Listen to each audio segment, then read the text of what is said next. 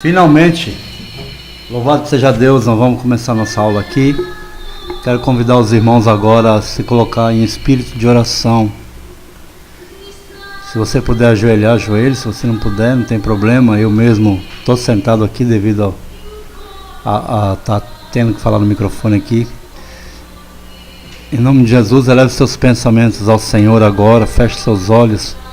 Vamos orar, momento de oração, de busca da presença do Senhor. Meu Deus, em nome de Jesus, meu Deus, eu quero te louvar nessa manhã, Senhor. Primeiro, pelo milagre da vida, Senhor, porque nós dormimos e acordamos, porque o Senhor nos sustentou. E a cada manhã, Senhor, que eu desperto, que eu abro meus olhos, que eu vejo que eu ainda estou aqui nesse mundo, significa, Senhor, que a minha missão aqui não terminou.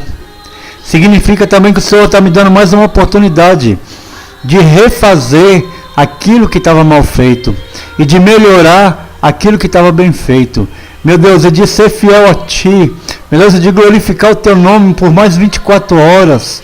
Senhor, e de poder gritar a esse mundo, como o Senhor disse, aleluia, que os seus missionários fazem, dizer a Sião e ao mundo que o seu rei está sentado no trono, que o Senhor Jesus reina e que o Senhor Jesus está no controle de tudo e Ele é soberano sobre tudo e sobre todos. Louvado seja o seu nome, meu Deus, por essa manhã maravilhosa de domingo, por mais um dia que vamos aqui estudar a Tua Palavra, mais um dia de escola bíblica.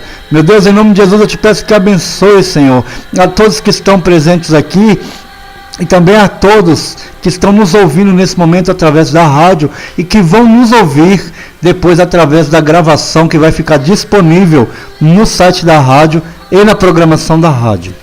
Eu louvo e exalto o seu nome, em nome de Jesus, e peço, envie agora o teu Espírito Santo para nos iluminar, para nos ajudar, para nos ensinar o significado verdadeiro, real dessa palavra que nós vamos ler aqui. Para a glória do seu nome que nós oramos e te agradecemos, em nome de Jesus, amém e graças a Deus. Amém, igreja? Amém. Aleluia, louvado seja Deus. Como eu já disse anteriormente, nós tivemos 5 lições até aqui, agora nós estamos indo para a 6ª. Estamos falando sobre batalha espiritual em 13 lições, meus amados. Estamos agora na 6ª lição. E na 6ª lição nós vamos aprender que Deus peleja em nossas batalhas. Nós até agora nós aprendemos que nós temos um adversário, nós temos um inimigo, que ele é sujo, que ele arma, que ele pega, conhece nossos desejos, nossas fraquezas e arma para nos derrubar, não foi? Mas agora nós vamos aprender que nós não estamos sozinhos. Apesar da dificuldade, apesar da armação do inimigo, apesar dos pratos que ele põe em nossa frente, apesar dos abismos que ele abre debaixo dos nossos pés sem que nós percebamos, apesar de tudo isso, de toda essa dificuldade, você que está passando por luta, você que está enfrentando Satanás face a face e muitas vezes está perdendo, que infelizmente, muitas vezes a gente, irmão, perde a batalha para ele. Mas eu quero te dizer que hoje você vai aprender a batalhar tendo do teu lado Deus. Apesar de você estar num momento aparentemente ruim, eu quero que você saiba que Deus está com você. Deus está pelejando com você. E às vezes o momento parece que é de derrota, que é o fim, que acabou, que nós vamos morrer. Ou que vai morrer a nossa fé. Que morrer nem sempre é morte física. Muitas vezes a palavra morte ou morrer não significa que o seu corpo vai parar de funcionar. Muitas vezes significa que você se entregou e resolveu que você realmente não tem capacidade para andar com Deus. Realmente você tem que ficar de lado mesmo, separado de Deus eternamente. Eu quero lhe dizer nessa manhã que o objetivo maior de Deus quando te criou foi que você vivesse ao lado dele. Deus nos criou para ter comunhão com ele. A Bíblia nos ensina que lá no livro de Gênesis, Deus descia todos os dias, numa forma teofânica, né? Descia ali no paraíso para conversar com Adão. Olha que honra. Todos os dias Será que Deus tinha tanto assunto assim para falar com Adão? Todo dia, todo dia, todo dia, todo dia. Lá estava Deus, lá no paraíso. Adão, Deus sabia onde ele estava, mas ele perguntava: onde você está? Lá vinha Adão. Nós que temos já filhos, né? Nós que já temos filhos, às vezes a gente sabe que o filho da gente está aprontando em outro cômodo da casa. Aí a gente chama: Vitor, que é o meu filho, o que você está fazendo, menino? Onde você está? Aí a gente sabe onde ele está. E a gente sabe também o que ele está fazendo, né? Mas a gente chama o quê? Para ele parar aquilo que ele está fazendo e vir para perto da gente. Assim é Deus também. Deus falava assim com Adão e Deus fala com você nessa manhã. Onde você está? O que você está fazendo? Ei, Deus está te chamando para comunhão com Ele. Louvado seja o nome do Senhor. Nessa manhã nós vamos aprender que mesmo na batalha mais difícil, mais acirrada, mesmo na batalha mais cruel, mais sangrenta que você estiver travando, você não está sozinho. Existe um Deus, um Criador que está ao teu lado para te auxiliar, para te ajudar, para te sustentar, para te fortalecer. Mas é você, irmão, que tem que tomar a atitude de caminhar até a vitória. Louvado seja Deus. Em nome de Jesus, eu quero convidar os irmãos a abrir suas Bíblias no livro de Êxodo. O livro de Êxodo é o segundo livro da Bíblia, né? Gênesis, Êxodo.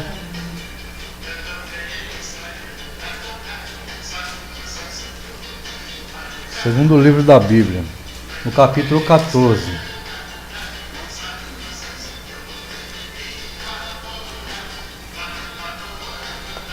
Aleluia. Eu vou abrir a minha aqui também para conferir, né? Êxodo, achei, capítulo 14. Capítulo 14.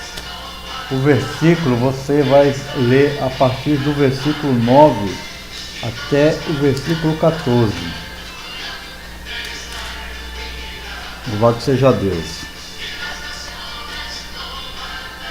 Vamos aqui, versículo 9. Missionária Patrícia, quer ler para a gente, missionária? Por favor. Êxodo capítulo 14, versículo 9. Pode ler daí mesmo, é só você, essa voz potente, maravilhosa, você lê em alta voz para que todos ouçam, a igreja e os ouvintes.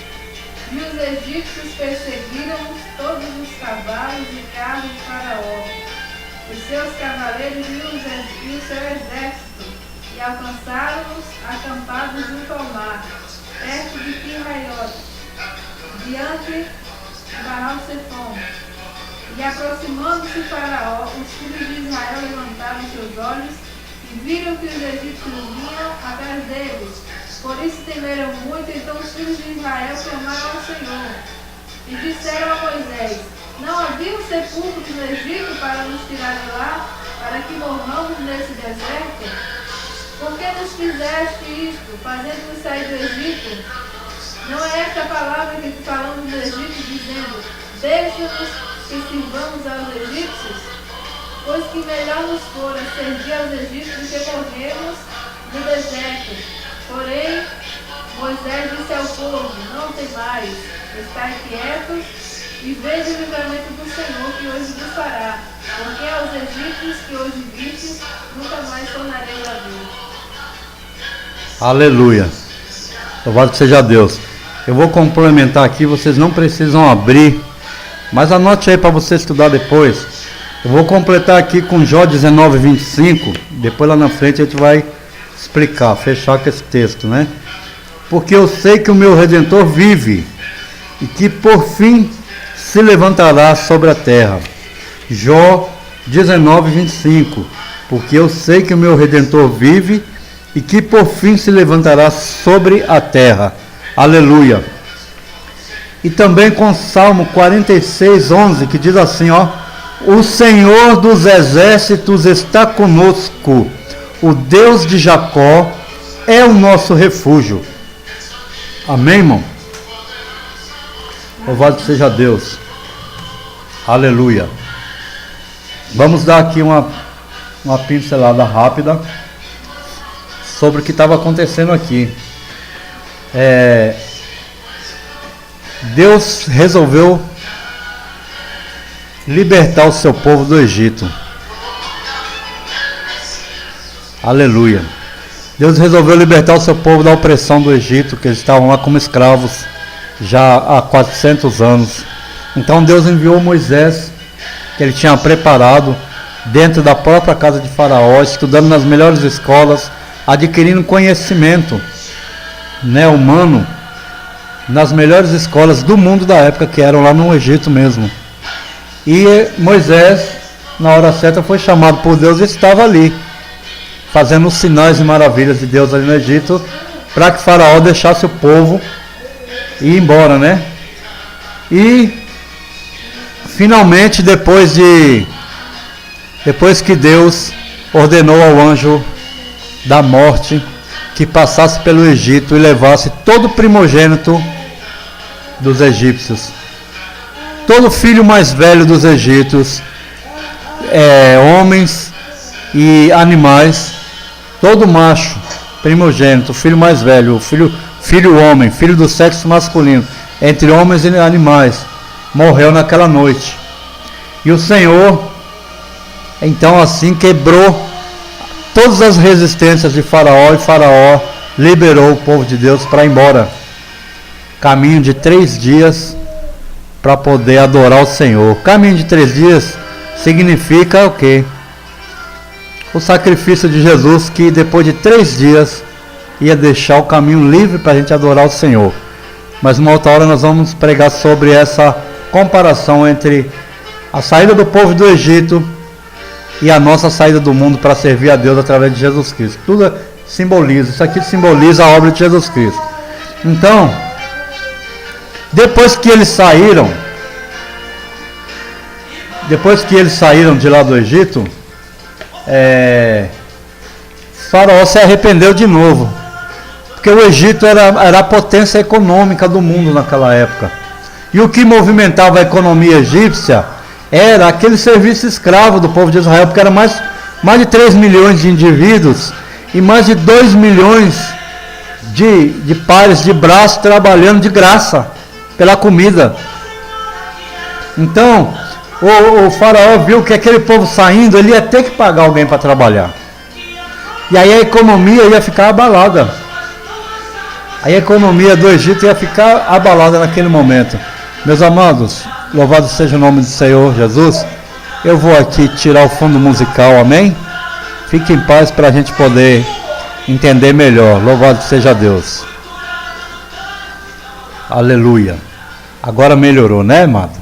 Louvado seja Deus. Então Faraó sabia, depois que o povo partiu, ele caiu em si, que a economia ia passar por um grave momento.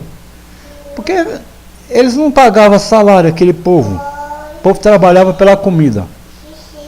E agora, de repente, ele ia ter que pagar funcionários, mais de 2 milhões de funcionários, para poder continuar as obras que ele fazia, para poder continuar plantando. Não tinha egípcios agricultores, aliás, tinham muito poucos, porque todos eles eram os donos da terra, e na verdade quem trabalhava a terra eram os escravos, os israelenses, os judeus, Era eles que trabalhavam a terra, eles que produziam. E agora, de repente, aquele povo todo foi-se embora. E aí, como é que vai ficar agora? Aquele fazendeiro que tinha ali sua lavoura, quem é que ia cuidar da lavoura agora?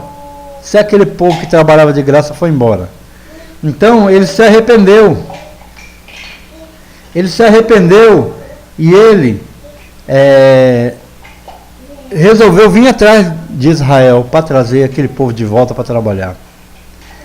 E Faraó, quando resolveu sair atrás, olha como Deus é tremendo. A história nos ensina hoje em dia, e a própria Bíblia, que o caminho do Egito, nós temos alunas hoje criança, viu gente? Não se espante não. O caminho do Egito até a terra prometida levava 3 dias. Mas Israel não foi em linha reta. Israel não foi em linha reta para lá. Israel ficou perambulando pelo deserto. Então o que acontece? O que acontece? Faraó, tendo essas informações na mão, que Israel estava perambulando pelo deserto, em vez de ir pelo caminho mais perto, Faraó achou que aquele povo estava perdido, estava sem noção. Então ele achou que ia ser muito fácil ele recapturar aquele povo e trazer de volta para trabalhar nas lavouras do Egito, nas culturas, né, de alimentos do Egito. Então Faraó pegou os seus carros e os seus cavaleiros e saiu atrás de Israel. Mas eu quero dizer para você nessa manhã que Deus estava muito aborrecido com Faraó. Deus estava com muita raiva de Faraó por causa da desobediência de Faraó. Porque os sinais que Deus operou naquele Egito ali já era para Faraó ter obedecido logo de cara. Os sinais que Deus operou ali no Egito já era para Faraó ter se curvado ao poder e à soberania de Deus. Mas Faraó ainda ficava dizendo que o Deus dele era aquele Deus verdadeiro, mesmo com tanto sinal e com tanta maravilha. Se você ler a história de Moisés lá no Egito, quando ele começou a fazer os sinais, começou a enviar aquelas pragas, você vai perceber que Moisés fazia um sinal através de Arão ali, e que pouco tempo depois Faraó mandava chamar os magos e encantadores do reino dele. Mandava os caras fazer a mesma coisa. Então ele, Faraó, ele cria naqueles deuses dele, que a gente sabe quem está por trás daquilo tudo ali é Satanás, né? Ele cria. Então, meus amados, o que acontece? Faraó achou, Deus estava muito irritado com Faraó, perdão. Deus estava muito nervoso e muito irritado com Faraó nesse momento. Então Faraó estava achando que o povo estava perdido, mas na verdade o povo não estava perdido. Na verdade o povo não estava perdido não. Na verdade era tudo isso uma estratégia de Jeová, porque ele queria dar fim de uma vez por todas naquele Faraó, por causa da dureza do coração dele e da irritação que ele tinha feito Deus passar. O que eu aprendo aqui? Que até para Deus existe um limite do aceitável. Ei, presta atenção, o que você anda fazendo? Até para Deus existe o limite do aceitável. A Bíblia nos ensina que as misericórdias de Deus se renovam todas as manhãs. E a Bíblia nos ensina que as misericórdias de Deus vão até 1000 gerações daqueles que o amam. Então Deus é um Deus muito misericordioso. Muito. Não é pouco não. Mas Faraó conseguiu acabar com a paciência de Deus. Ele conseguiu. Deus já tinha perdido a paciência com ele. E Deus ia mostrar para aquele povo de Israel que tem um Deus soberano e que ninguém pode se levantar contra esse Deus. Ninguém. Ninguém pode se achar igual ou melhor que esse Deus. Ninguém pode se achar à altura dele. Porque quando Faraó chamava aqueles magos, Faraó queria dizer: olha, você faz esses sinais aí, o meu Deus também faz. Faraó afrontou a Deus durante muito tempo. Mas chegou uma hora que nem Deus teve mais paciência com Faraó. Deus armou uma estratégia e falou: eu vou mostrar a você, Faraó, que você não vai se sustentar de pé diante de mim.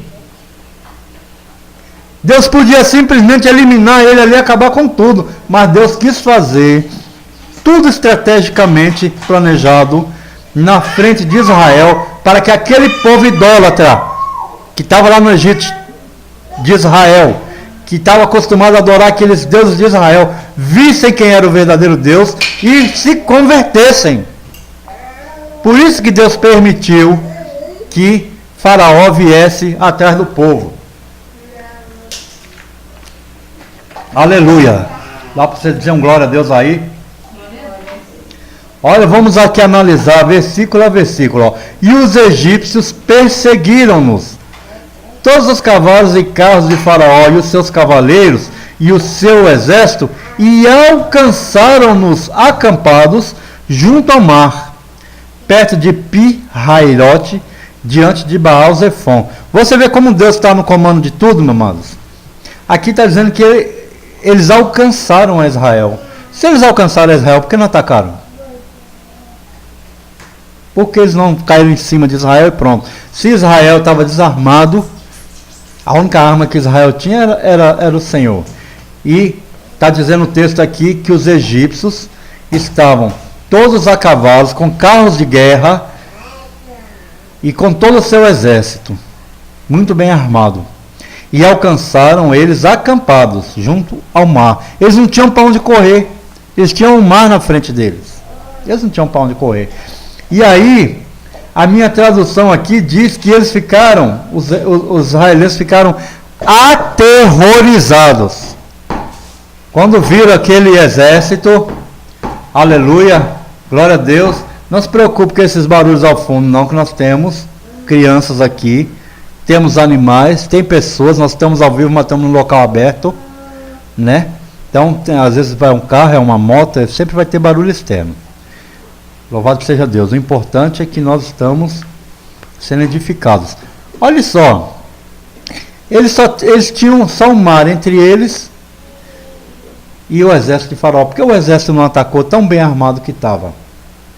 Né? A minha tradução, como eu disse anteriormente, diz que Israel ficou aterrorizado. Sabe, irmão, quando você vê uma coisa que te aterroriza, que aquele medo sobe, que você fica paralisado, que você não sabe nem o que fazer. A palavra aqui na minha tradução diz isso, que Israel ficou aterrorizado quando viu aquele exército, porque aquele exército ali botava medo em exércitos bem armados. Aquele exército ali dominava, ninguém atacava o Egito assim não, ninguém encarava eles, ninguém se levantava contra eles não, eles eram uma nação dominante. Eles eram a nação dominante daquele tempo. Então, quando os judeus, os israelenses, viram aquele exército bem armado, com todos os aparatos de guerra, com os carros de guerra, com as lanças, com as espadas, com os escudos, cada um com sua armadura, então, eles ficaram aterrorizados, e não era para estar diferente não, qualquer um ficaria. Então, eles falaram com Moisés: Moisés, não havia sepulcro no Egito para nos tirares de lá, para que morramos aqui no deserto?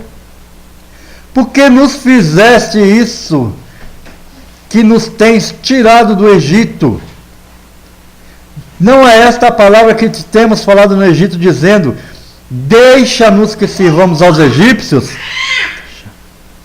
Pois que melhor nos fora servir aos egípcios do que morrermos no deserto. Olha só o que eles estavam dizendo. Olha que povo incrédulo, o povo de Israel.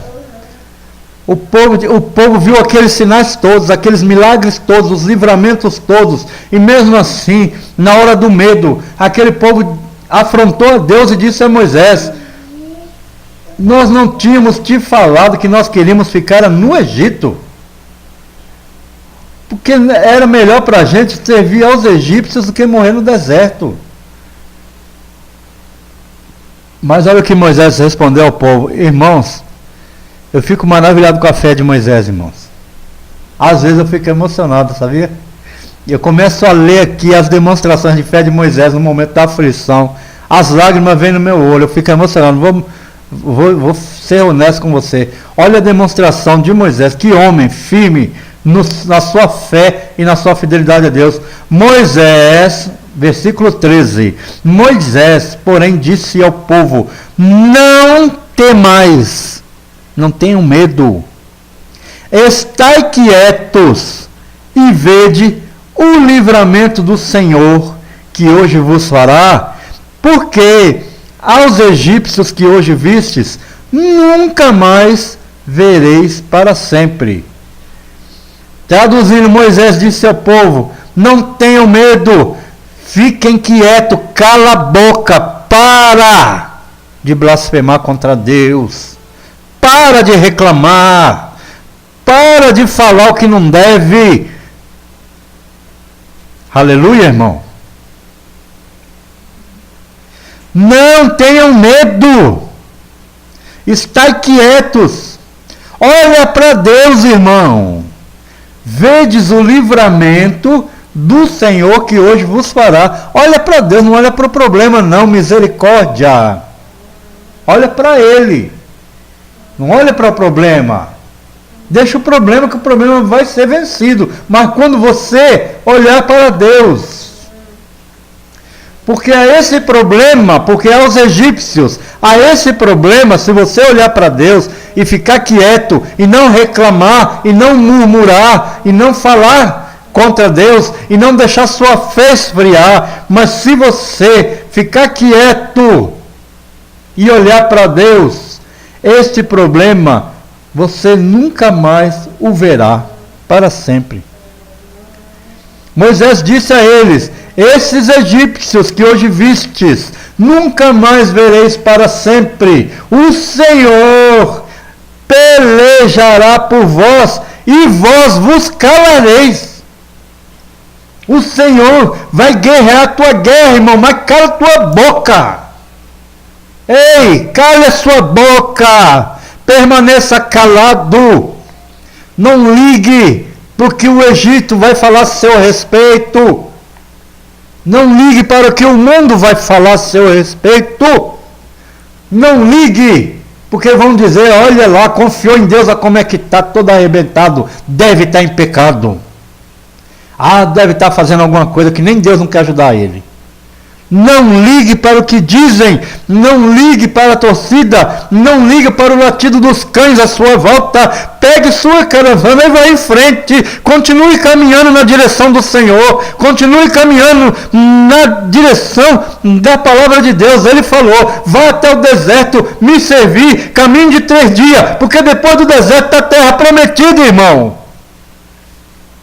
Vá sem reclamar. Pare de falar que antes de você servir a Deus você tinha tudo e agora você está passando dificuldade. Para com isso!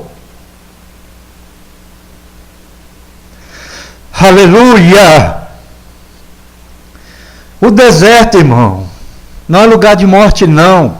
Muita gente pensa que o deserto é lugar de morte, que o deserto é um lugar ruim, que o deserto é um lugar onde não nasce nada, não tem água, não chove. Muita gente pensa que o deserto é um lugar de ninguém. Olha, eu vou dizer uma coisa para você, irmão.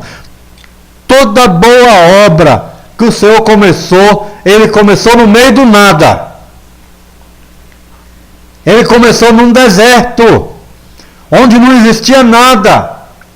Deus, Ele fez a terra, Ele fez o mundo, Ele fez os planetas, aonde não tinha nada. Ele, pelo poder da sua palavra, falou e as coisas vieram à existência. No deserto, é o treinamento que você vai receber para se tornar profeta. Aleluia! No deserto, é o treinamento que você vai receber para se fortalecer. Olha, irmão, quando a gente está no conforto, como é difícil a gente aprender as coisas, quando está no conforto, quando tem tudo, como é difícil crer. Mas quando você está ferido, machucado, se arrastando, quando você está com a dor no seu peito, quando você está passando a dificuldade, quando você está, aleluia, tendo que contar as moedas para pagar suas contas, quando você está, aleluia, dependendo de ajudas de outras pessoas para poder sobreviver, quando você está se sentindo humilhado, pequeno, quando você está se sentindo incapaz, é nessa hora, irmão, é nessa hora que você se volta para Deus com tudo. É nessa hora que você se coloca inteiramente nos braços do Senhor. Aleluia! E aí você vê o grande livramento que Deus faz. Eu costumo dizer quando estou pregando na igreja,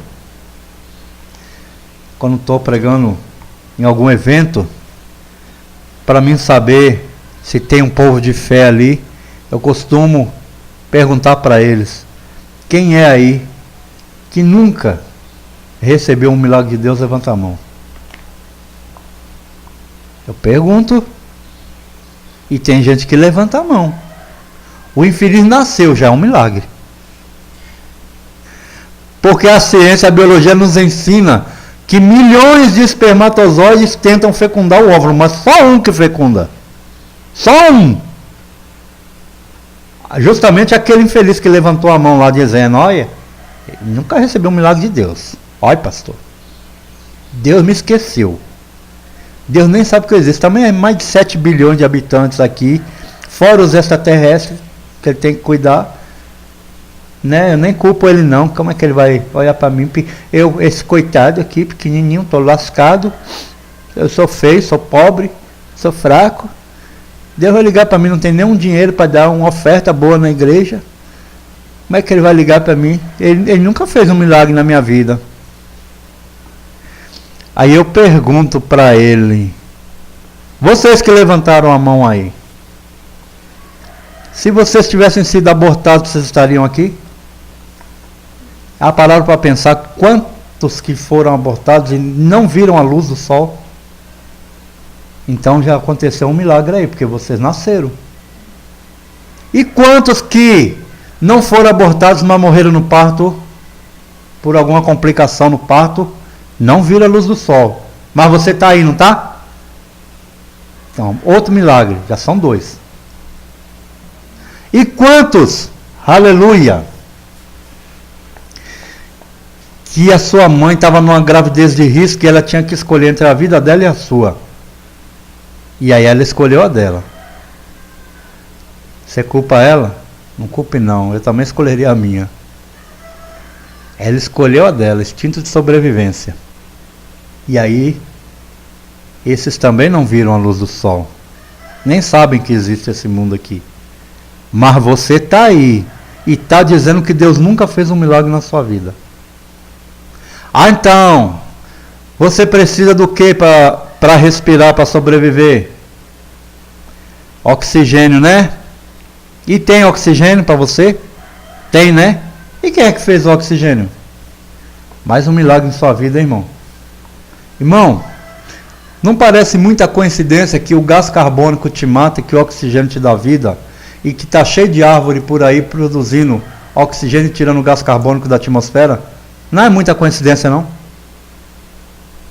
Não é muita coincidência, não, que os oceanos que existem na Terra produzam uma quantidade enorme de oxigênio e retiram uma quantidade enorme de gás carbônico da atmosfera. Não é muita coincidência isso aí, não? Isso tudo são milagres que Deus fez para que você pudesse estar vivo.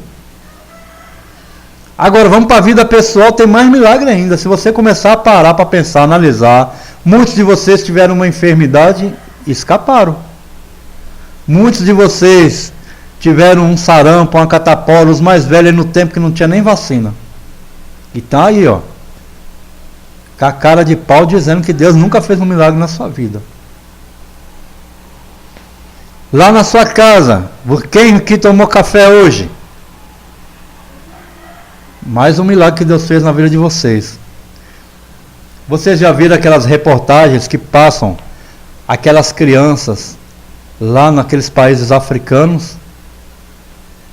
Aquelas crianças na pele e osso, bebendo o próprio xixi porque não tem água, nem comida. Pois é, e vocês todos já tomaram café hoje, né? Então, mais um milagre. Agradeça a Deus. Deus, Ele peleja a sua batalha com você. Você que não vê, irmão. É você que está tão perdido, olhando para o seu interesse, para o seu umbigo, para o seu interesse pessoal, para as suas questões, que nem sequer se lembra de Deus. Não é Ele que se esquece de você, é você que se esquece dele. E aquele povo de Israel ali, em poucos segundos, eles se esqueceram de Deus.